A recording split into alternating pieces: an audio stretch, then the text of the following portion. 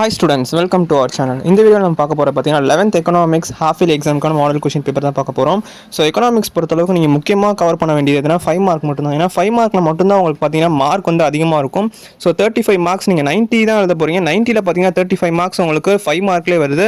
So அப்படி இருக்கும்போது நீங்கள் 5 மார்க் தான் கவர் பண்ணி ஆகணும். ஸோ நீங்கள் எழுத வேண்டிய 5 மார்க் 7 மார்க். அந்த 7 மார்க்குமே எப்படி அட்டன் பண்ணணும் அப்படின்னா, மேபி உங்களுக்கு இருக்கிறதே 12 சாப்டர் தான் இருக்கும். அப்படி இருக்கும்போது பார்த்தீங்கன்னா உங்களுக்கு 12லேருந்து 7 தான் கேட்பாங்க. ஸோ 7 தான் நீங்கள் எழுத வேண்டியிருக்கும். மொத்தம் 14 5 மார்க்ஸ் வரும். 14 போது கண்டிப்பாக பார்த்தீங்கன்னா எல்லாத்துலேயுமே அவங்க ஒன்று கேட்டு தான் ஆகணும். ஸோ ஏதாவது 2 சாப்டரில் பார்த்தீங்கன்னா இன்னும் ஒரு 2 5 மார்க் பார்த்தீங்கன்னா எக்ஸ்ட்ரா வரும். ஸோ அப்படி இருக்கும்போது பார்த்தீங்கன்னா நீங்கள் 7 சாப்டர் 5 மார்க் நல்லா தரவாக படிச்சிட்டிங்கன்னு வச்சுக்கோங்களேன், நீங்கள் கண்டிப்பாக 35 மார்க் என்ஷூர் பண்ணிடலாம். 1 மார்க் எப்படியாவது ஒரு 18 to 19 எடுத்துட்டீங்கன்னு வச்சுக்கோங்களேன், கண்டிப்பாக ஒரு 55.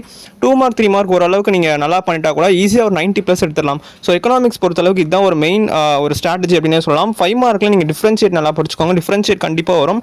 கம்பல்சரி படிக்கணும், நீங்கள் கண்டிப்பாக புக்கிங் படிச்சு ஆகணும், அதே சொல்லிக்கிறேன். So all the best.